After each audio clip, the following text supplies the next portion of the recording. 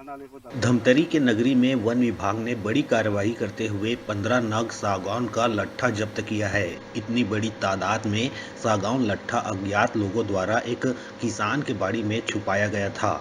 10 जनवरी की सुबह गश्ती के दौरान डिप्टी रेंजर ओपी चंदनिया, दिनेश साहू, त्रिलोचन कश्यप व टीम ने इसे पकड़ा। सागौन लकड़ी का इतना बड़ा तस्करी कर इसे मिट्टी व पैरख से ढका गया था। बहरहाल इस मामले में नगरीय वन विभाग ने आगे की कार्रवाई शुरू कर दी है। डिप्टी रेंजर श्री चंदनिया जी एवं बीएफओ त्रिलोचन सिंह कश्यप द्वारा सुबह गश्त कर रहा था दोस्त कक्ष क्रमांक 298 में। उसमें मतलब मुखबिर से सूचना मिला कि यशवंत कुमार के बाड़ी में किसी ने सागौन लट्ठा छिपा कर रखा है। तो हमारे स्टाफ द्वारा तुरंत मतलब फ़ोन से संपर्क किया गया हम लोगों से।